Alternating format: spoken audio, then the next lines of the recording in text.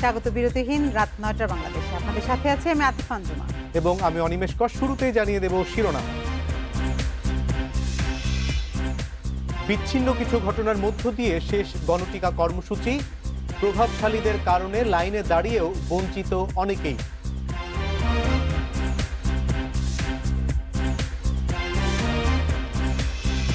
দেশে করোনায় আরও ২১৫ জনের মৃত্যু, নতুন রোগী ১০,১২৬ জন, শনাক্তের হার ২২.৪৬।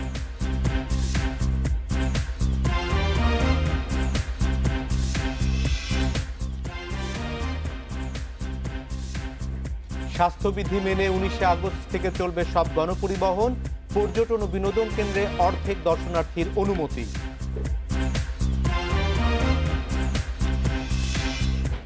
রাজধানীতে আরও ২২১ জন ডেঙ্গুতে আক্রান্ত, সিটি কর্পোরেশনকে দায়ী করছে স্বাস্থ্য অধিদপ্তর ও রোগীর স্বজনরা।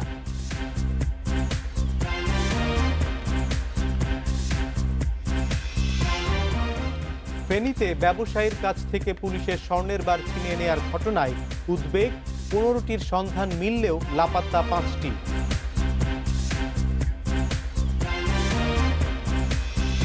শুনছিলেন শিরোনাম, এবার জানিয়ে দেব পুরো খবর। বিচ্ছিন্ন ঘটনা ছাড়া উৎসবের আমেজে শেষ হলো প্রথম ধাপের গণটিকাদান কর্মসূচি।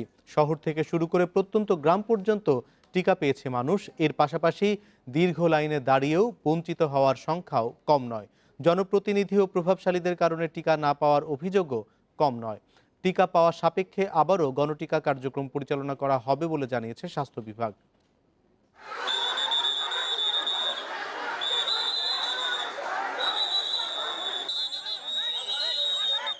বিএসএমএমইউ এর টিকা কেন্দ্রের ঘটনা এটি। দুজন টিকা প্রত্যাশীর সঙ্গে বাগবিতণ্ডার এক পর্যায়ে মারামারিতে লিপ্ত হন আনসার সদস্যরা। জনপ্রতিনিধিদের প্রভাব খাটানোর চিত্রও দেখা গেছে কিছু কিছু কেন্দ্রে। ফলে ঘন্টার পর ঘন্টা লাইনে দাঁড়িয়েও টিকা পাননি অনেকেই। যারা আগে টোকেন পেয়েছেন, টিকা পেয়েছেন তারাই। আর যারা টোকেন পাননি তাদের অভিযোগ মুখ চিনে দেয়া হচ্ছে টিকা। আমরা ৩-৪ দিন ট্রাই করছি, আমরা পাই না, টিকা পাই না, কিন্তু এদের পরিচিত লোক যারা তাদেরকে ডেকে দেয়। সকালে আসলাম, এখানে কেউ ছিল না, একটা রেকর্ডার বাজতেছে যে আজকে এখানে টিকা দেওয়া হবে না। চলে গেলাম, এখন আবার দেখলাম যে দিতেছে। পার্শ্ববর্তী ওয়ার্ডের কারণে তাদের সংখ্যা বেশি হয়ে গেছে। সেজন্য আমার ওয়ার্ডের কথা চিন্তা করে এবং রাত ১২টায় যারা লাইনে দাঁড়িয়েছিল তাদের সুশৃঙ্খল রক্ষা করার জন্য আমি এই টোকেনের ব্যবস্থা করেছি। বিচ্ছিন্ন এমন কিছু ঘটনা বাদ দিলে দেশ জুড়ে চলা গণটিকা কর্মসূচি পালিত হয়েছে উৎসবের আমেজে। গণটিকা কার্যক্রমে ৩২ লাখ টিকা দেওয়ার লক্ষ্যমাত্রা থাকলেও প্রথম দুদিনেই দেয়া হয় সিংহভাগ। এ কর্মসূচির আওতায় প্রথম ডোজের টিকা নেওয়া সবাই ২৮ দিন পর নির্ধারিত তারিখে একই কেন্দ্রে এসে টিকা নিতে পারবে বলে জানিয়েছে স্বাস্থ্য বিভাগ। এখানে আতঙ্কিত হবার কোনো কারণ নেই, হতাশ হবারও কোনো কারণ নেই। তার কারণ হচ্ছে এই উদ্দিষ্ট জনগোষ্ঠীকে দেবার মতন টিকা আমাদের কাছে আছে এবং সাপ্লাই চেইনে প্রতি সপ্তাহেই আমরা কিন্তু কিছু না কিছু টিকা পাচ্ছি। আমরা অব্যাহতভাবে এই প্রথম ডোজ এবং দ্বিতীয় ডোজের কর্মসূচিতে আমরা চালিয়ে যেতে পারবো। ভোগান্তির চিত্র দেখা গেছে টিকার নিয়মিত কার্যক্রমেও। কিছু কিছু কেন্দ্রে এখনও পৌঁছায়নি মডার্নার দ্বিতীয় ডোজের টিকা। রাজধানীর আজিমপুর মাতৃসদনে গিয়ে দেখা গেল মডার্নার দ্বিতীয় ডোজের টিকা নিতে আসা মানুষের ভিড়। SMS পেয়েও টিকা না পেয়ে ক্ষোভে ফেটে পড়েন তারা। আজকে আমার ডেট, এখন আজকে বলছেন টিকা নাই, তাহলে আপনি কিসের গণটিকা দিচ্ছেন? কাকে গণটিকা দিচ্ছেন? আমি কি দেশের নাগরিক না? আমাকে হয়রানি করেন কেন? আজকে দেখতেছি দেবে না, তাহলে আগে তুমি বলে দেওয়া উচিত ছিল না আমাকে। সোমবারের মধ্যে সব কেন্দ্রে মডার্নার টিকা পৌঁছে যাবে বলে জানিয়েছে স্বাস্থ্য বিভাগ। আজ যারা টিকা পাননি, গণমাধ্যমে বিজ্ঞপ্তির মাধ্যমে তাদেরকে টিকার পরবর্তী তারিখ জানিয়ে দেওয়া হবে। Biprajit Chanda, independent news, Dhaka. প্রথম ও দ্বিতীয় ডোজ মিলিয়ে দেশে করোনার টিকা পেয়েছে ১.৫ কোটি মানুষ, যা মোট জনসংখ্যার প্রায় ৯%। ৭ মাসের এই অর্জনকে স্বাস্থ্য বিভাগ বড় করে দেখলেও বিশেষজ্ঞ অনেকের কাছে অসন্তোষজনক। বলছেন, টিকা কার্যক্রমে দক্ষিণ এশিয়ার মধ্যে অনেক পিছিয়ে বাংলাদেশ। দ্রুত টিকার মজুত ও গণটিকার গতি বাড়ানোর তাগিদ দিচ্ছেন তারা। ঘটা করে টিকা দেয়া শুরু হয় ফেব্রুয়ারিতে। ভরসা ছিল ভারতের সেরাম থেকে কেনা অক্সফোর্ডের টিকার উপর। ১.২ কোটি ডোজের পর থেমে যায় টিকা আসা, দেখা দেয় অনিশ্চয়তা। এরপর অনেক দেন দরবার করে চীন, যুক্তরাষ্ট্র ও কোভ্যাক্স থেকে সিনোফার্ম, ফাইজার ও মডার্নার টিকা পাওয়া গেছে। সব মিলিয়ে দেশে এসেছে প্রায় 3 কোটি, যা দিয়ে আবার শুরু হয় গণটিকা। টিকার জন্য সুরক্ষায় এরই মধ্যে নিবন্ধন ছাড়িয়েছে 3 কোটি। গত 5 দিনেই নিবন্ধন করেছেন 1 কোটির বেশি মানুষ। আর শনিবার সারা দেশে গণটিকা শুরুর পর টিকা পেয়েছে 50 লাখের বেশি। এ নিয়ে 7 মাসে টিকা গ্রহীতার সংখ্যা 7 কোটি ছাড়ালো। প্রথম ও দ্বিতীয় ডোজ মিলিয়ে দেওয়া হয়েছে 2 কোটির বেশি। স্বাস্থ্য অধিদপ্তর গণটিকা কর্মসূচিটির আয়োজন করেছে এবং এই টিকা কর্মসূচিতে কিন্তু আমরা অভূতপূর্ব সাড়া পেয়েছি, পুরুষ মহিলা নির্বিশেষে। এবং যারা পঞ্চাশোর্ধ্ব, যারা প্রতিবন্ধী, যারা পিছিয়ে আছেন, তারা কিন্তু বিপুল উৎসাহ নিয়ে টিকাটি গ্রহণ করেছেন। বিশেষজ্ঞরা বলছেন, আগেভাগে টিকাদান শুরু হলেও এখন অনেক পিছিয়ে বাংলাদেশ, যে কারণে ধুঁকতে হচ্ছে করোনা মোকাবিলায়। 1 কোটি 60 লাখ টিকা দেওয়া হয়েছে, এগুলো দেওয়া উচিত ছিল 60 বছরের 50 বছরের বেশি বয়সী লোকদের, আর ফ্রন্টলাইন ফাইটারদের। আর কারো কোনো টিকা এখন দেওয়া হলো না। এই যে 30-40 বছর বয়সী মানুষদের টিকাগুলো দেওয়া হয়েছে, এগুলো দেওয়া উচিত ছিল আরো পরে। প্রথম 7 মাস এবং 7 মাস হিসাবে এটা অনেক অল্প টিকা। বিষয়টি উপলব্ধি করেছে স্বাস্থ্য বিভাগও, তাই টিকার জন্য নিবন্ধন প্রক্রিয়া সহজ করা হয়েছে। এরই ধারাবাহিকতায় টিকা কেন্দ্র পরিবর্তনের সুযোগও দেওয়া হয়েছে।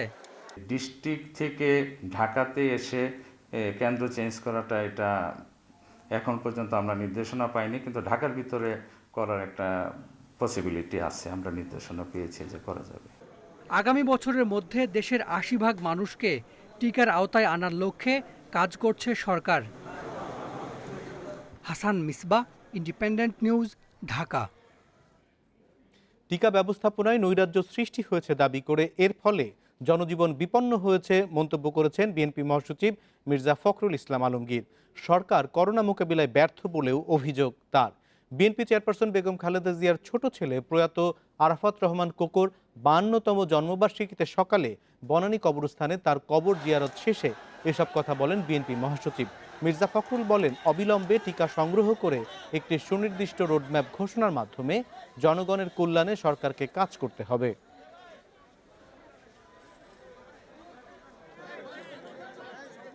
টিকা প্রদানে যে ম্যানেজমেন্টের যে প্রচণ্ড রকমের যে একটা নৈরাজ্য সৃষ্টি হয়েছে, সেই নৈরাজ্যের ফলে আজকে গোটা জনজীবন বিপন্ন হয়ে পড়েছে। This government has failed totally to manage corona. অপরিকল্পিত লকডাউন, অপরিকল্পিত টিকা ব্যবস্থাপনা, অপরিকল্পিত মানুষের জীবিকার ব্যবস্থা করা, সব মিলিয়ে এই গভর্নমেন্টের আর এক মুহূর্ত থাকা উচিত নয়। দে শুড রিজাইন ইমিডিয়েটলি, পদত্যাগ করা উচিত। দেশে করোনায় মারা গেছে আরও 215 জন। নতুন করে শনাক্ত হয়েছে 10,126 জন করোনা রোগী। মৃত্যু ও শনাক্তের সংখ্যা এখনও অনেক থাকলেও প্রতিদিন কমছে শনাক্তের হার। 24 ঘন্টায় নমুনা পরীক্ষায় শনাক্তের হার 22.46%। বিশেষজ্ঞরা বলছেন, করোনা নিয়ন্ত্রণে আনার একমাত্র উপায় মাস্ক পরা ও টিকা নেওয়া।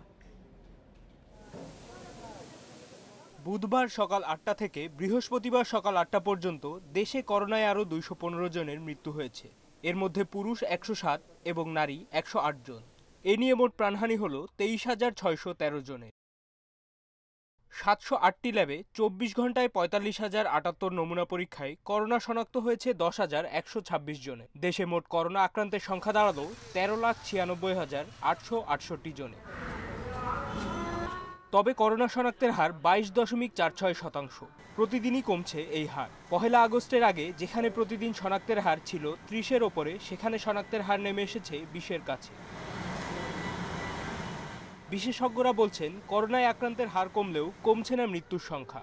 তবে টিকা নিলে পরিস্থিতির উন্নতি হবে। বিভিন্ন উৎস থেকে আমরা কিন্তু টিকা পেতে শুরু করেছি, কিছু আমরা ক্রয় করেছি, কিছু উপহার হিসেবে এসেছে এবং কিছু আমরা কোভ্যাক্স ফ্যাসিলিটি থেকেও কিন্তু আমরা পাচ্ছি। কাজেই আমরা মনে করি যে আমরা যদি একটু ধৈর্যের সঙ্গে অপেক্ষা করি, এখন টিকার সরবরাহটি যেটি আছে, যে উৎসাহ উদ্দীপনাটি আমরা জনগণের মাঝে দেখেছি, আমরা আশা করি যে এটি অব্যাহত থাকবে এবং আমরা খুব দ্রুত সময়ের মধ্যেই আমাদের কাঙ্ক্ষিত লক্ষ্যে আমরা পৌঁছে যাব। এদিকে 24 ঘন্টায় করোনা থেকে সুস্থ হয়েছেন আরও 13,990 জন। এ নিয়ে মোট সুস্থ 12,62,065 জন। মাহমুদুর নবী, ইন্ডিপেন্ডেন্ট নিউজ। রাজধানীর কোভিড হাসপাতালগুলোয় চাপ কিছুটা কমায় নতুন রোগীরা ভর্তি হতে পারছেন সাধারণ বেডে। খুব কম সংখ্যক রোগীকেই ঘুরতে হচ্ছে একাধিক হাসপাতালে। তবে মেটেনি আইসিইউ সংকট। রাজধানীর সরকারি হাসপাতালে বুধবার আইসিইউ বেড খালি মাত্র 19টি। এটি রাজধানীর মহাখালীর ডিএনসিসির কোভিড ডেডিকেটেড হাসপাতালের চিত্র। তুলনামূলক বেশি সিট ও আইসিইউ বেড থাকায় এই হাসপাতালে ভিড় করছেন রোগীরা। পাবনার ঈশ্বরদী থেকে কোভিড আক্রান্ত বাবাকে নিয়ে ঢাকায় আসে এই পরিবার। রাজধানীর কয়েক হাসপাতাল ঘুরে অবশেষে বুধবার সিট পান ডিএনসিসি হাসপাতালে। বাবাকে ভর্তি করার পর বোন ও বোনের শাশুড়িকেও ভর্তি করান একই হাসপাতালে। সদর হাসপাতালে ভর্তি ছিলাম, ওখান থেকে এখানে আবার আসছি। ওখানে চিকিৎসা দেওয়া সম্ভব হচ্ছিল না, ওখানে অক্সিজেন মিললো না, তারপরে ওষুধ হয়তো মিলতো কিন্তু অক্সিজেন তো মিলতো না, সেরকম বড় ডাক্তার থাকে না, ভালো ডাক্তার থাকে না, এই জন্য আর কি এখানে নিয়ে আসা।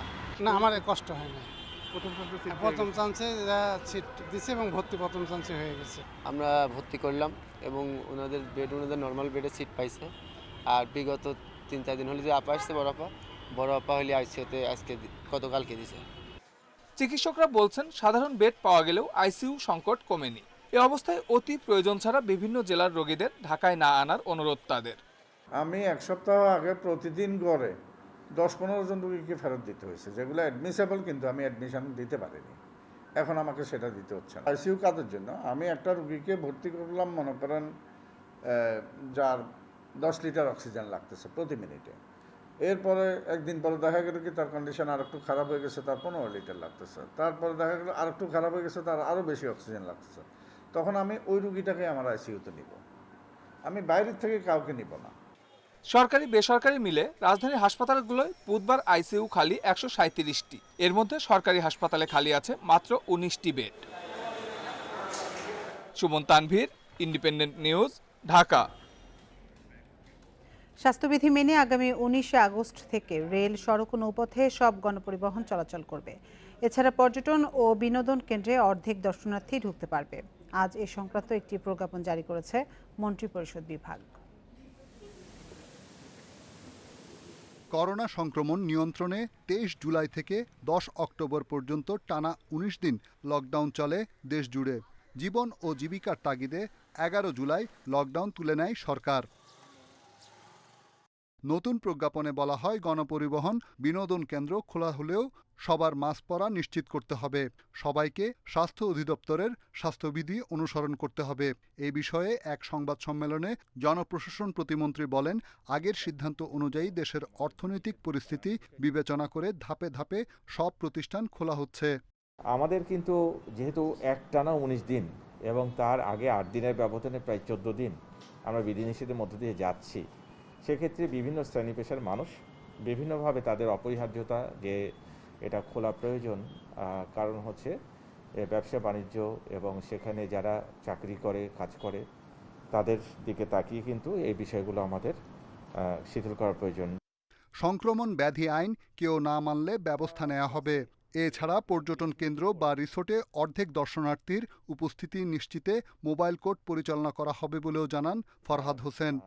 বিভিন্ন রিসোর্ট, আমাদের কমিউনিটি সেন্টার, বিনোদন কেন্দ্র, পর্যটন কেন্দ্র, সেগুলো যে পরিমাণ ওখানে আপনার এদের আসার কথা, তাদের মানে অর্ধেক বা 50% ব্যবহার করে চালু করতে বলা হয়েছে। করোনা পরিস্থিতি এখনও নিয়ন্ত্রণে আসেনি। এই অবস্থায় স্বাস্থ্যবিধির ওপর বেশি গুরুত্ব দেওয়া হচ্ছে। রোগী শনাক্তের হার 10 ভাগের নিচে নেমে এলেই শিক্ষা প্রতিষ্ঠান খুলে দেওয়ার পরিকল্পনার কথা জানান জনপ্রশাসন প্রতিমন্ত্রী। রিশাদ হুদা, ইন্ডিপেন্ডেন্ট নিউজ, ঢাকা। গণপরিবহন অফিস আদালত খুলে দেয়া হলেও করোনা স্বাস্থ্যবিধি মানতে জনগণ উপেক্ষা করলে আত্মঘাতী বিপর্যয় ডেকে আনবে বলে মন্তব্য করেছেন সড়ক পরিবহন ও সেতুমন্ত্রী ওবায়দুল কাদের। সকালে রাজধানীর বাসভবনে ব্রিফিংয়ে একথা জানান তিনি। সরকার জনস্বার্থে এবং অর্থনীতির গতি প্রবাহ অনুকূল রাখতে লকডাউন তথা বিধিনিষেধ তুলে নিয়েছে, কিন্তু সর্বক্ষেত্রে স্বাস্থ্যবিধির প্রতি চরম উপেক্ষা লক্ষ্য করা যাচ্ছে। সকলকে মনে রাখতে হবে, করোনার সংক্রমণ এখনও উচ্চমাত্রায়, তাই নিজেদের জীবনের সুরক্ষা নিজেকেই নিশ্চিত করতে হবে। বৃহস্পতিবার সকাল পর্যন্ত গত 24 ঘন্টায় ডেঙ্গু আক্রান্ত হয়েছে 242 জন। এর 221 জনই রাজধানীতে। এবছর ডেঙ্গুতে আক্রান্ত হয়ে এ পর্যন্ত মারা গেছেন 22 জন। আক্রান্তের সংখ্যা বাড়ায় সিটি কর্পোরেশনকে দুষছেন স্বজনরা। স্বাস্থ্য অধিদপ্তর বলছে, নগর কর্তৃপক্ষকে সতর্ক হতে বলা হলেও তাতে আশানুরূপ সাড়া মেলেনি।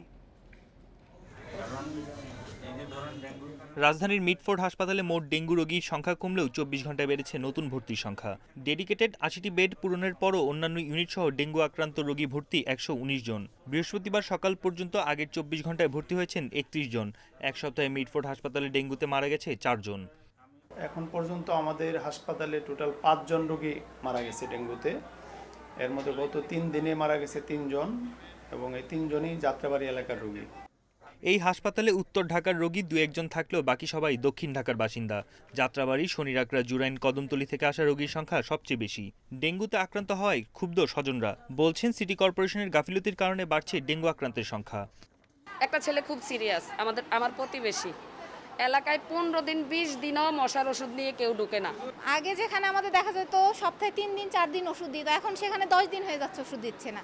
দিচ্ছে তো সামনে দিচ্ছে, পেছন সাইডে ওষুধ দেওয়ার খবর নাই। কাউন্সিলর আছে, ওনাকে জানানো হয়েছে, কিন্তু কি বলবো, তারা তো এরকমভাবে কিছু দেখে না।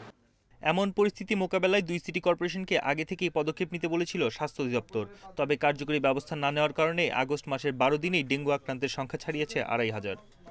আমরা বারংবার এই কর্পোরেশনগুলোকে জানিয়েছি যে মশার উৎপত্তি স্থলগুলোকে আপনারা ধ্বংস করুন, কারণ ডেঙ্গু হয়ে যাওয়ার পরে চিকিৎসা দেওয়াটা সেটা একটা ব্যাপার, সেটাতে আমরা দিব, কিন্তু ডেঙ্গু যাতে না হয় সেই ব্যবস্থাটা আপনারা নিন।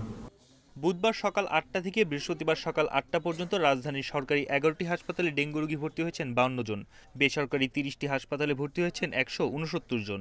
এই 41টি হাসপাতালের বাইরে কোনো ক্লিনিক বা হাসপাতালের তথ্য নেই স্বাস্থ্য অধিদপ্তরের কাছে। বন ইবনে কামাল, ইন্ডিপেন্ডেন্ট নিউজ, ঢাকা। একসঙ্গে করোনা ও ডেঙ্গুতে আক্রান্ত রোগীর সংখ্যা বাড়ছে। রাজধানীর প্রায় প্রতিটি হাসপাতালে পাওয়া যাচ্ছে একসঙ্গে 2 ভাইরাসে আক্রান্ত রোগী। চিকিৎসা বিপরীতধর্মী হওয়ায় দেখা দিচ্ছে জটিলতা। এ ধরনের রোগীর চিকিৎসায় বাড়তি সতর্কতার পরামর্শ বিশেষজ্ঞদের। করোনা মহামারীর মধ্যে দেশের নতুন উদ্বেগ ডেঙ্গু। একই সঙ্গে 2 ভাইরাস সামলাতে হিমশিম খাচ্ছে দেশ। রাজধানীর প্রায় প্রতিটি হাসপাতালেই 2 ভাইরাসে আক্রান্ত রোগী আছে। অনেকের অবস্থা গুরুতর। গতকালকেও একটা পেশেন্ট ছিল, যে পেশেন্টটার আপনার হঠাৎ করে আপনার প্লাটিলেট কাউন্ট থেকে শুরু করে ডেঙ্গির সিভিয়ারিটি হয়েছে less than 70, ব্লিডিং হচ্ছে, কিন্তু একই সঙ্গে তার শ্বাসকষ্ট হচ্ছে, যেটার কারণে তাকে অক্সিজেন দিতে হচ্ছে প্রায় 15 লিটার করে। লিভার, কিডনি, একই সঙ্গে ফুসফুস, ব্রেইন, তো মাল্টি অর্গান যদি ইনভলভমেন্ট হয়ে যায় কারো, তাহলে সেক্ষেত্রে কিন্তু মৃত্যুর সম্ভাবনা থাকবে। এই জন্য দুটোটাই কিন্তু অনেক ভাইটাল অর্গানকে কিন্তু ধরে ফেলতে পারে। ডেঙ্গু ও করোনায় প্রাথমিকভাবে দেখা দেয় জ্বর। ডেঙ্গুর জ্বর করোনার তুলনায় তীব্র হয়, সঙ্গে থাকে গায়ে ব্যথা, র্যাশ। করোনায় রক্ত জমাট বেঁধে রোগীর মৃত্যু হতে পারে, ফলে দিতে হয় রক্ত স্বাভাবিক রাখার ওষুধ, যা ডেঙ্গুতে প্লাটিলেট কমে যাওয়া রোগীর জন্য ডেকে আনতে পারে বড় বিপদ। 2 রোগে একেবারে বিপরীত চিকিৎসা হওয়ায় দরকার সর্বোচ্চ সতর্কতা।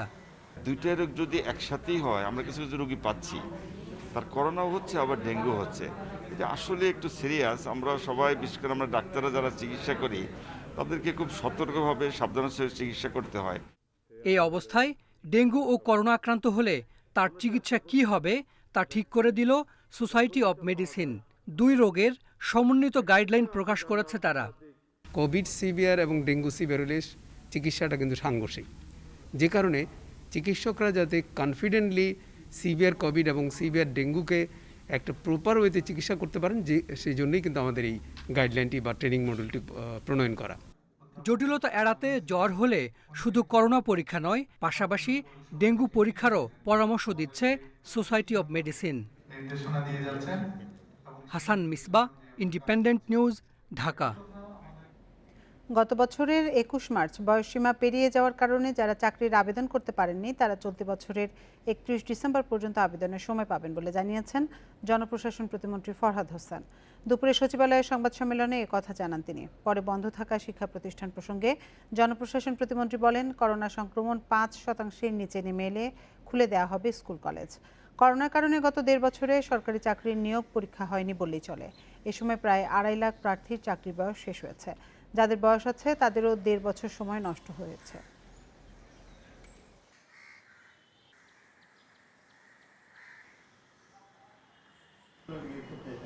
এগুলো সরকারি যে কোনো প্রতিষ্ঠানে আমরা এইটা পাঠিয়ে দেব সবার কাছে, যারা যখন বিজ্ঞাপনটা দিবে সে বিজ্ঞাপনে উল্লেখ করবে 2020 সালের 25শে মার্চে তার বয়স 30 হতে হবে, তাহলে এই টাইমটা 2020-এ। তো এটা মাননীয় প্রধানমন্ত্রীর অনুমতি সাপেক্ষে আমরা বলতে পারবো, মানে জিনিসটা আগে আমরা এখান থেকে পাঠিয়েছি। দুর্নীতি দমন কমিশনের নামে আমলা, জনপ্রতিনিধি, ব্যাংক কর্মকর্তা, শিল্পপতি সহ বিভিন্ন পেশার লোকজনকে হুমকি দিয়ে চাঁদাবাজি করছে কয়েকটি প্রতারক চক্র। প্রতিদিন এই ধরনের একাধিক অভিযোগ পাচ্ছে দুদক। গত 4 বছরে 1 ডজন প্রতারককে গ্রেপ্তার করেছে দুদকের গোয়েন্দারা। সাবেক কমিশনার আমিনুল ইসলামের প্যাডে চিঠি লিখে দুদকের ম্যাগাজিনের জন্য বিজ্ঞাপন চাইতেন নজরুল ইসলাম ওরফে নাইম। পরে 2019 সালের এপ্রিলে আরেক ভুয়া কর্মকর্তা খোরশেদ আলম সহ হাতে নাতে গ্রেপ্তার হন তিনি। কিছুদিন পর জামিনে ছাড়া পেয়ে আবার শুরু করেন একই কাজ। 2020 সালের আগস্টে আবার আরেক ভুয়া কর্মকর্তা মোসাব্বির সহ গ্রেপ্তার হয়ে পরে জামিন পান। তবে এখানেই ক্ষান্ত হননি তিনি। 2021 সালের 12 জুলাই স্ত্রীসহ একই অভিযোগে গোয়েন্দা পুলিশের কাছে গ্রেপ্তার হন নজরুল ইসলাম। শুধু নজরুল নন, মাসে এরকম অন্তত অর্ধশত অভিযোগ পাচ্ছেন দুদকের গোয়েন্দারা। এরই মধ্যে 10টি প্রতারক চক্রের খোঁজে মাঠে নেমেছেন তারা। দাবি করেন যে তারা দুদকের কর্মকর্তা এবং তাদের কাছে তদন্ত এবং অনুসন্ধান কাজ চলমান রয়েছে। এই গ্রুপটি তাদের কাছে এমনও দাবি করেন যে তারা যদি তাদের সাথে যোগাযোগ করেন তাহলে তারা তাদেরকে সহযোগিতা করতে পারেন এবং সেক্ষেত্রে তারা টাকা পয়সাও দাবি করেন। সোমবার এক ইউপি চেয়ারম্যানের কাছ থেকে ঘুষ নেওয়ার সময় ভুয়া পরিচয়পত্র সহ গ্রেপ্তার হন জাহাঙ্গীর হোসেন। গোয়েন্দা তথ্যের ভিত্তিতে ফাঁদ পেতে তাকে গ্রেপ্তার করা হয়। গোয়েন্দা সংস্থার মাধ্যমে আমরা তাদেরকে ধরতে সক্ষম হয়েছি এবং আইনের কাছে সোপর্দ করা হয়েছে। সর্বশেষ বুধবার দুদকেরই এক সাবেক সচিবের ব্যবসায়ী আত্মীয়ের কাছে দুদকের কর্মকর্তার নামে কেউ ঘুষ চেয়েছে বলে অভিযোগ আসে। ইতোমধ্যে এ নিয়ে কাজ শুরু করেছে গোয়েন্দারা। রিশাদ হুদা, ইন্ডিপেন্ডেন্ট নিউজ, ঢাকা। বরিশালের নিজ বাড়িতে উদ্ধার হলো অবসরপ্রাপ্ত ব্যাংক কর্মকর্তার হাত পা বাঁধা মরদেহ। সদর উপজেলার চহত্তা গ্রামে নিজ বাড়ি থেকে তার মরদেহ উদ্ধার করা হয়। পুলিশ জানায়, অগ্রণী ব্যাংকের অবসরপ্রাপ্ত উপমহাব্যবস্থাপক মঞ্জুর মোর্শেদ একাই বাড়িতে থাকতেন। বৃহস্পতিবার সকালে ঘুম থেকে না ওঠায় প্রতিবেশী ও স্বজনেরা ঘরে গিয়ে তার হাত পা বাঁধা রক্তাক্ত মরদেহ দেখতে পেয়ে পুলিশে খবর দেয়। পরে মরদেহ উদ্ধার করে ময়নাতদন্তের জন্য হাসপাতাল মর্গে পাঠায় পুলিশ। তার শরীরের বিভিন্ন অংশে আঘাতের চিহ্ন রয়েছে। পুলিশের ধারণা, মারধরের পর তাকে শ্বাসরোধে হত্যা করা হয়।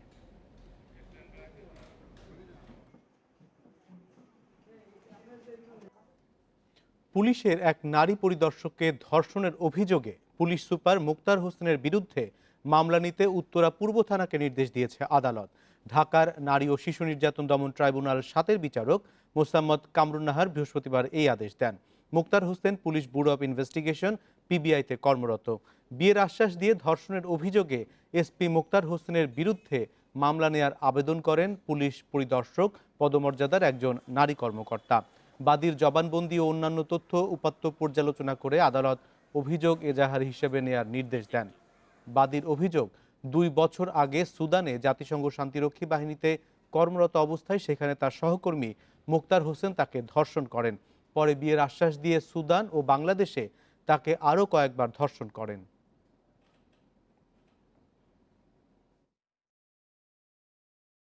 জাতিসংঘ মিশনে কর্মরত থাকা অবস্থায় তাদের সম্পর্কটা শুরু হয়। পরবর্তীতে বিভিন্ন তারিখে নালিশকারীকে অভিযুক্ত ইচ্ছার বিরুদ্ধে জোরপূর্বক ধর্ষণ করে। ফেনীতে ব্যবসায়ীর কাছ থেকে পুলিশের স্বর্ণের বার ছিনিয়ে নেওয়ার ঘটনায় উদ্বেগ প্রকাশ করেছেন ব্যবসায়ীরা। জড়িতদের দৃষ্টান্তমূলক শাস্তির দাবি জানিয়েছেন তারা। এদিকে লুট হওয়া 15 স্বর্ণের বারের সন্ধান মিললেও বাকি 5টি উদ্ধারের চেষ্টা চলছে বলে জানিয়েছে পুলিশ। 8 আগস্ট রাতে চট্টগ্রাম থেকে ঢাকায় যাওয়ার পথে ফেনীর ফতেপুর এলাকায় স্বর্ণ ব্যবসায়ী গোপাল কান্তি দাসের প্রাইভেট কারের গতি রোধ করেন ডিবি পুলিশের 6 কর্মকর্তা। ছিনিয়ে নেওয়া হয় তার কাছে থাকা 20টি স্বর্ণের বার। ঘটনার পরদিন ফেনী মডেল থানায় মামলা করেন ওই ব্যবসায়ী। পরে লুট হওয়া 15টি স্বর্ণের বার ডিবির ওসি সাইফুল ইসলামের বাসা থেকে উদ্ধার করে পুলিশ। তবে বাকি 5টি স্বর্ণের বারের হদিশ মেলেনি এখনও। পুলিশের এমন ঘটনায় জড়ানোয় উদ্বেগ জানিয়েছেন ব্যবসায়ীরা। এ ধরনের ঘটনা রোধে জড়িতদের দৃষ্টান্তমূলক শাস্তির দাবি তাদের। রক্ষক যদি বক্ষক হয়ে ডাকাতের ভূমিকা পালন করে সেটা আমাদেরকে স্তম্ভিত করেছে। একটা বিস্কিট 20,000 টাকা কাস্টমসকে দিয়ে নিয়ে আসে, কিন্তু এটা রাস্তায় আমাদের পুলিশ প্রশাসন ফাইলে এগুলাকে অবৈধ বলে জিনিসগুলোকে বিভিন্ন ভয়ভীতি দেখিয়ে মালগুলা রেখে দেয়। পরবর্তীতে আমরা এই মালের কোনো আর হদিস পাই না এবং কি বিভিন্ন রকমের নাজেহাল করে। স্বর্ণের বার আত্মসাৎ মামলায় রিমান্ডে থাকা ফেনীর গোয়েন্দা পুলিশের ওসি সাইফুল ইসলাম সহ 6 পুলিশ কর্মকর্তাকে জিজ্ঞাসাবাদ চলছে। চেষ্টা চলছে বাকি 5টি স্বর্ণের বার উদ্ধারের। আমাদের এই তদন্ত অব্যাহত থাকবে এবং তাদের দেয়া তথ্য মতে আমাদের অপারেশনগুলো চালু থাকবে, যাতে করে আমরা বাকি যে উনি বলেছেন যে আরও 5টা স্বর্ণের বার আছে, স্বর্ণের বার উদ্ধার করতে সক্ষম হব আমরা আশা করছি। এদিকে মামলার এজাহারে ব্যবসায়ী গোপাল কান্তি দাস নিজেকে চট্টগ্রাম জুয়েলারি সমিতির সদস্য দাবি করলেও তাকে চেনেন না বলে জানিয়েছেন সংগঠনটির নেতারা।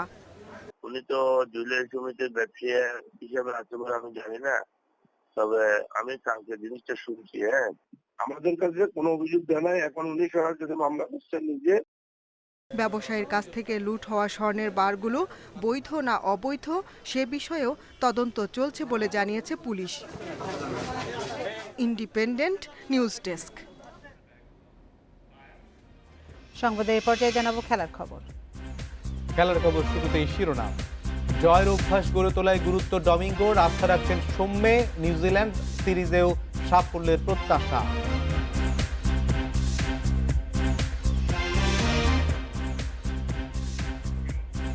সবার সমর্থন নিয়ে মেসির নতুন মিশন, পিএসজি ইউরোপের নতুন গ্যালাক্টিকোস, সামনে রোনালদোকে আনার স্বপ্ন।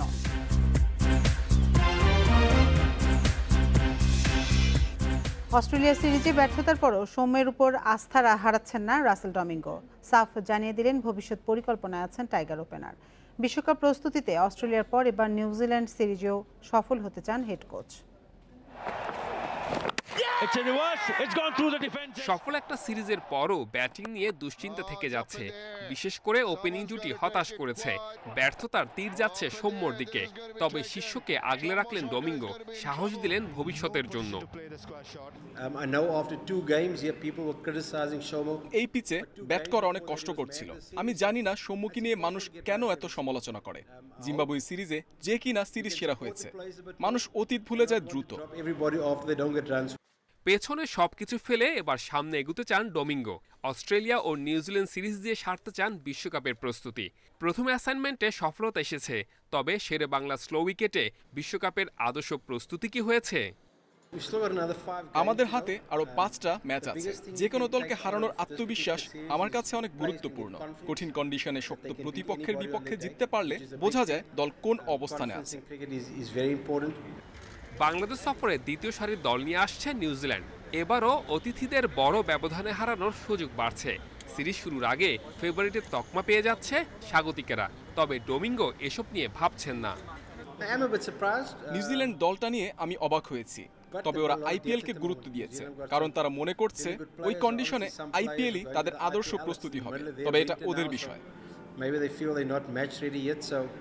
উইকেট নিয়ে হয়েছে নানা আলোচনা সমালোচনা।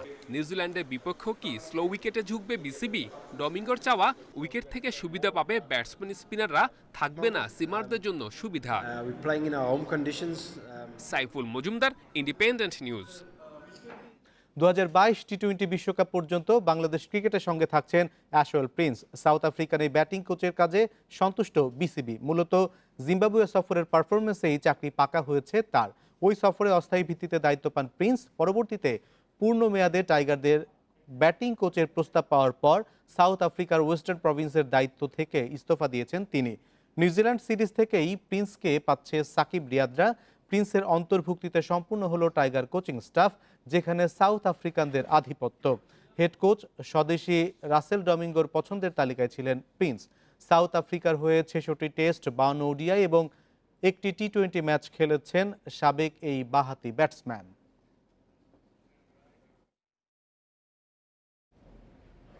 জিম্বাবুয়ে ও অস্ট্রেলিয়া সিরিজ তরুণদের পারফরম্যান্স আশা দেখাচ্ছে, তবে হুট করে কাউকে নিয়ে চূড়ান্ত মূল্যায়নে যাওয়ার বিপক্ষে তামিম ইকবাল। ধারাবাহিকতায় গুরুত্ব দিচ্ছেন ওডিআই অধিনায়ক। ম্যানেজমেন্ট সমর্থকদের ধৈর্য রাখার তাগিদও দিয়েছেন তিনি। পুনর্বাসন প্রক্রিয়ায় থাকা তামিম মাঠে ফিরতে মুখিয়ে আছেন। লম্বা ক্যারিয়ারে চোট বারে বারে এসেছে, পরিশ্রম একাগ্রতায় আবারও ফিরে আসতে হয়েছে। ফিটনেসে মরচে পড়ার যে সুযোগ নেই, তারপরও শরীর তো সবসময় কথা শোনে না, নিয়ন্ত্রণও যে থাকে না। তামিম এখন সেই পথেই আছেন। চোটের সাথে লড়াইয়ে জিতে দ্রুত ফেরার চেষ্টা তার। এসিএল জিনিসটা এতই সেন্সিটিভ যে এটা যদি কোনো কারণে বড় হয়ে যায় তাহলে এখন আমার অপারেশন লাগতেছে না, বাট যদি এটা বড় হয়ে যায় তখন অপারেশন লাগবে। আর যদি অপারেশন লাগে you probably will be out for 8 to 9 months. Zimbabwe সফরে টাইগার ক্রিকেট পেয়েছে ভবিষ্যতের বার্তা। অস্ট্রেলিয়া বধের পর সেই আত্মবিশ্বাস বেড়েছে অনেকখানি। সিনিয়রদের পাশে তরুণরাও লড়তে শিখেছেন। আফিফ, সোহান, শরীফুল কিংবা শামীমদের জন্য ধারাবাহিকতা মূল চ্যালেঞ্জ। একটা প্লেয়ার আসলো, প্রথমে একটা দুইটা ম্যাচ ভালো খেললো, I am talking about young players, একটা দুইটা ম্যাচ ভালো খেললো, ওদেরকে আমরা সাথে সাথে সবাই মিলে কম্পেয়ার করা শুরু করে দিই যারা 15, 16, 17 বছর ধরে খেলছে। তারপরে যখনই ওই প্লেয়ারটা তার দুইটা ম্যাচ অত ভালো খেলতে পারলো না, তখন কি হয়, তখন আমরা বলি যে না, একে দিয়ে হবে না। মাহমুদুল্লাহর নেতৃত্বে টি-20তে ধারাবাহিক হচ্ছে বাংলাদেশ। উন্নতির প্রচুর জায়গা আছে। এই ফরম্যাটে উইন্ডিজকে অনুসরণ করার কথা বলছেন Tamim. There are a lot of experienced players who has played টি-20তে সবচেয়ে বেশি গুরুত্বপূর্ণ অভিজ্ঞতা, যেমন উইন্ডিজ। ওরা ফ্র্যাঞ্চাইজি খেলে, অভিজ্ঞতা, পাওয়ার এবং স্কিলে ব্যবধান গড়ে দেয়। You probably will need both youth and experience. নিজের প্রতি এক্সপেকটেশনে ব্যালেন্স রাখায় গুরুত্ব তামিমের। ক্যারিয়ারে উত্থান পতন থাকবে, সেটা মানিয়ে বিশ্বাস রেখে এগিয়ে যেতেই তরুণদের প্রতি তার পরামর্শ। জহিরুল ইসলাম, ইন্ডিপেন্ডেন্ট নিউজ। আফগানিস্তানের সংঘাতময় পরিস্থিতির দিকে সতর্ক নজর রাখছে ঢাকা। পররাষ্ট্রমন্ত্রী বলছেন, পট পরিবর্তন বিবেচনা করেই নির্ধারণ করা হবে দ্বিপাক্ষিক সম্পর্কের নীতি।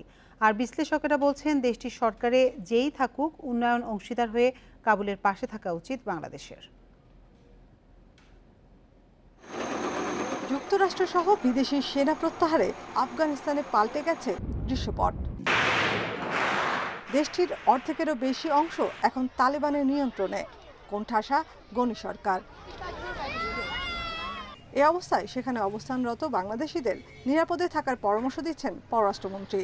বলেছেন, আফগানিস্তানের ভৌগোলিক অখণ্ডতা ও সার্বভৌমত্বে বিশ্বাস করে বাংলাদেশ, তাই দেশটিতে শান্তি ও স্থিতিশীলতা দেখতে চায় ঢাকা। লেট আস সি কি হয়। তবে আমরা এই ব্যাপারে সতর্কতা অবলম্বন করছি এবং আমাদের যারা ওখানে কাজ করে তাদের আমরা বলেছি যে আপনারা আপনাদের বিষয়টা বিবেচনা করেন। সার্কভুক্ত দেশ হওয়ায় আফগানিস্তানের সঙ্গে সম্পর্ক রয়েছে বাংলাদেশের। ওআইসিতেও একসঙ্গে কাজ করছে দুদেশ। স্থিতিশীলতা বজায় থাকলে আছে ওষুধ রপ্তানির সুযোগও। তবে তালেবান কাবুলের নিয়ন্ত্রণ নিলে দেখে শুনে কৌশল নির্ধারণের পরামর্শ বিশ্লেষকদের।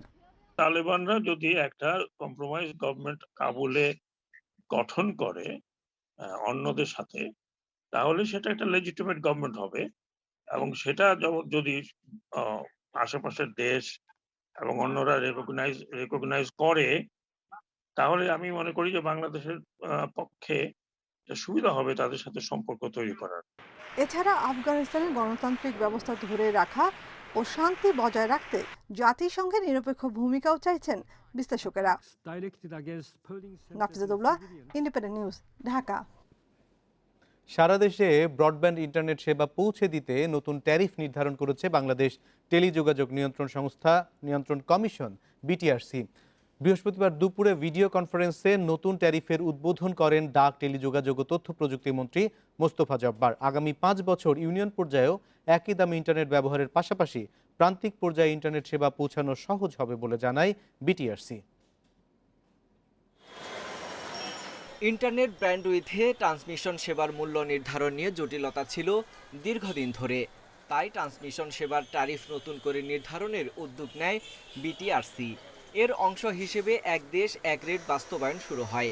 এতে গ্রাহক পর্যায়ে ইন্টারনেট সেবাদাতা প্রতিষ্ঠান, আইএসপি এবং পাইকারি ইন্টারনেট ব্যান্ডউইথ বিক্রেতা, ইন্টারন্যাশনাল ইন্টারনেট গেটওয়ে প্রতিষ্ঠানগুলো নির্ধারিত মূল্যের বেশি নিতে পারবে না। বিটিআরসি নির্ধারিত মূল্য অনুযায়ী সব গ্রাহকের কাছ থেকে 5 Mbps ইন্টারনেট সেবার জন্য সর্বোচ্চ 500 টাকা, 10 Mbps এর জন্য 800 টাকা এবং 20 Mbps এর জন্য 1200 টাকা নিতে পারবেন সেবাদানকারীরা। 10 কোটি মানুষকে কানেক্টিভিটির আওতায় আনার পাশাপাশি বিভিন্ন সরকারি দপ্তরকেও কানেক্টিভিটির আওতায় আনা সম্ভব হয়েছে। গ্রামবাসীর জন্য সরকারের সেবা উন্নত করা সম্ভব হবে। নতুন ট্যারিফ নির্ধারণের ফলে গ্রাহকের স্বার্থ রক্ষার পাশাপাশি আইনগত ভিত্তি তৈরি হয়েছে। এছাড়াও যারা অবৈধভাবে ইন্টারনেট ব্যবসা পরিচালনা করতেন তাদের বিরুদ্ধেও ব্যবস্থা নেওয়া সহজ হবে। কাস্টমার এন্ডে যে অবস্থাটা আমরা চেয়েছিলাম সেটার সাথে সম্পর্কযুক্ত করে পশ্চাৎপদ লিঙ্কটুকু যেটুকু আছে সেটুকু সংযুক্ত করে দেওয়া। তার মানে হচ্ছে আজকের ঘোষণার ফলে প্রকৃতপক্ষে আমাদের এক দেশ এক রেট ব্রডব্যান্ডের ক্ষেত্রে এটি প্রতিষ্ঠা করার যে প্রচেষ্টাটি আমাদের, সেই প্রচেষ্টাটি আমরা সম্পন্ন করতে সক্ষম হয়েছি। এছাড়াও ইন্টারনেট সেবা নিশ্চিত করতে গ্রেট এফ সার্ভিস চালু করা হয়েছে। যদি কোথাও 5 ঘন্টার বেশি সংযোগ বিচ্ছিন্ন থাকে তাহলে সেবাদানকারীর বিরুদ্ধে অভিযোগের সুযোগ পাবেন গ্রাহকরা। Sohel Rana, independent news, Dhaka. বাংলাদেশের সবচেয়ে বড় উন্নয়ন সহযোগী দেশ জাপান এখন বিদেশি বিনিয়োগেরও বড় অংশীদার। এরই মধ্যে বাংলাদেশের বেসরকারি খাতে বিদেশি বিনিয়োগকারীদের তালিকার শীর্ষ 3-এ উঠে এসেছে দেশটির ব্যবসায়ীরা। অর্থনৈতিক অঞ্চল কর্তৃপক্ষ বলছে আগামী 2 বছরে যুক্তরাজ্যকে ছাড়িয়ে তালিকার 2-এ উঠবে জাপান। অবকাঠামো সহ আর্থসামাজিক অবস্থার উন্নয়নে 1974 সাল থেকে বাংলাদেশকে ঋণ অনুদান সহ নানা ধরনের সহযোগিতা দিচ্ছে জাপান। উন্নয়ন সংস্থা জাইকার হিসাবে প্রতিশ্রুত সহায়তার পরিমাণ $2200 কোটি, একক দেশ হিসেবে যা সর্বোচ্চ। তবে সংস্থা হিসেবে বিশ্ব ব্যাংক ও এশীয় উন্নয়ন ব্যাংক এডিবি থেকে আরও বেশি সহায়তা পেয়েছে বাংলাদেশ। বাংলাদেশের ব্যবসা বাণিজ্যে জাপানিদের বিনিয়োগও বাড়ছে ধারাবাহিকভাবে। জাইকার হিসেবে ব্যবসা করছে হোন্ডা সহ 322 কোম্পানি। মোট বিনিয়োগ $220 কোটি। দেশের ইতিহাসে একক সর্বোচ্চ বিনিয়োগও আসে জাপান থেকে। 2018 সালে $148 কোটি আকিস টোবাকো কিনে নেয় জাপান টোবাকো। পরের বছর সামিট পাওয়ারে $33 কোটি বিনিয়োগ করে জেরা। আগামী বছরও দেশটি থেকে বড় বিনিয়োগ আশা করছে অর্থনৈতিক অঞ্চল কর্তৃপক্ষ বেজা। কর্মকর্তারা জানান নারায়ণগঞ্জের 2500 অর্থনৈতিক অঞ্চলে 100 কোম্পানি বিনিয়োগ করবে $100 কোটি। বঙ্গবন্ধু শিল্পনগরে প্রস্তুত হচ্ছে জাপানিদের জন্য আরও একটি অর্থনৈতিক অঞ্চল। আগামী 3 মাসের মধ্যে 150 একর জায়গা আমরা তাদেরকে বুঝিয়ে দিতে পারবো। এই 150 একর যদি জায়গা তাদেরকে বুঝিয়ে দেওয়া যায় তাহলে জাপানি ইনভেস্টররা 150 একরের মধ্যে যা শিল্প প্রতিষ্ঠান করতে চায় তা এখানে করতে পারবে। আর বাকি জায়গা আমরা যে ল্যান্ড ডেভেলপমেন্ট কাজ শেষ হলে সেটিও আমরা তাদেরকে বুঝিয়ে দেবো। জাপান বাংলাদেশ চেম্বার বলছে করোনার কারণে কিছুটা ধীর হতে পারে বিনিয়োগ প্রক্রিয়া, তবে বাংলাদেশে আগ্রহ বাড়ছে জাপানি ব্যবসায়ীদের। আগ্রহ ধরে রাখতে বেশ কিছু পরামর্শ দিয়েছেন ব্যবসায়ীরা। জাপানিজরা এটা প্রায়ই বলে যে টিটি টেলিগ্রাফিক ট্রান্সফারের বদলে সবকিছু এলসির মাধ্যমে করতে হয়। সেটাকে মানে আর একটু ধরেন ফরেন এক্সচেঞ্জে যে রেগুলেশনগুলো আছে এগুলিকে আরেকটু শিথিল করার সুযোগ আছে কিনা সেটা একটা বিষয়। ট্যাক্স এবং ভ্যাট এই ব্যাপারগুলোকে আরেকটু সিম্পলিফিকেশনের মধ্যে নিয়ে আসা। $392 কোটি লগ্নি করে বাংলাদেশে বিদেশি বিনিয়োগকারীর তালিকার শীর্ষে মার্কিন ব্যবসায়ীরা। $252 কোটি নিয়ে তালিকার দ্বিতীয় যুক্তরাজ্য। Ruhul Amin, independent news, Dhaka. গত 6 বছরে চট্টগ্রামের 7টি অঞ্চলে 1.5 শতাধিক হাতির মৃত্যু হয়েছে। এলাকায় আরো 30টি পরিযায়ী হাতির সন্ধান মেলে। নানা কারণে প্রতিনিয়ত মারা যাচ্ছে এসব হাতি। 2020 সালে 23টি এবং 2015 সাল থেকে এ পর্যন্ত সেই সংখ্যা 157। একই সময়ে হাতির আক্রমণে 122 জন নিহত এবং 90 জন আহত হয়েছেন। বিশেষজ্ঞরা বলছেন, খাবার, বাসস্থান ও বনের স্থাপনা তৈরি সহ নানা কারণে বন্য হাতির সঙ্গে মানুষের সংঘাত বাড়ছে। রিজার্ভ ফরেস্টের মতো জায়গার মধ্যে মানুষ তাদের প্রাকৃতিক, বিশেষ করে কৃষি কাজ করতেছে, ধান চাষ, সবজি চাষ, এইগুলোর কারণে প্রতিনিয়ত হাতি এবং মানুষের মধ্যে দ্বন্দ্ব হচ্ছে। মানুষ হাতি মারার জন্য বিভিন্ন পদ্ধতি অবলম্বন করতেছে, একইভাবে হাতি মানুষকে মারতেছে। হাতির আবাস নষ্ট করতে পিছিয়ে নেই সরকারি বিভিন্ন সংস্থাও। অনেকটা প্রতিযোগিতা করেই হাতির আবাস নষ্ট করা হচ্ছে নানা প্রকল্পে। এই স্থাপনার কারণে যখন সে সামনে দিয়ে দেখবে যে সামনে আমার প্রতিবন্ধকতা আছে, সেক্ষেত্রে এই আন্ডারপাসের নিচে দিয়ে হাতি যাবে কিনা সে ব্যাপারে আমার পক্ষ থেকে যথেষ্ট সন্দেহ রয়েছে। হাতির নিরাপদ বাসস্থানের জন্য বিভিন্ন এলাকায় এলিফ্যান্ট রেসপন্স টিম গঠনের পাশাপাশি নানা উদ্যোগের কথা জানিয়েছে বন বিভাগ। 26টা এলিফ্যান্ট রেসপন্স টিম গঠন করেছি। প্রতি দলে 10 থেকে 12 জন সদস্য আছে। হাতি যদি লোকালয়ে আসে কি পদক্ষেপ নিতে হবে সেই বিষয়ে তাদেরকে আমরা প্রশিক্ষণ দিয়েছি। গত 2 অর্থবছরে চট্টগ্রাম অঞ্চলে বন্য হাতির কারণে ক্ষতিগ্রস্তদের প্রায় 37 লাখ টাকা ক্ষতিপূরণ দিয়েছে সরকার। অনুপম শীল, ইন্ডিপেন্ডেন্ট নিউজ, চট্টগ্রাম। এই ছিল রাত 9টায় বাংলাদেশে। ইন্ডিপেন্ডেন্ট টেলিভিশনের সব খবরে বিস্তারিত জানতে চোখ রাখুন ফেসবুক, ইউটিউব এবং টুইটারে। এতক্ষণ সাথে থাকার জন্য ধন্যবাদ সবাইকে।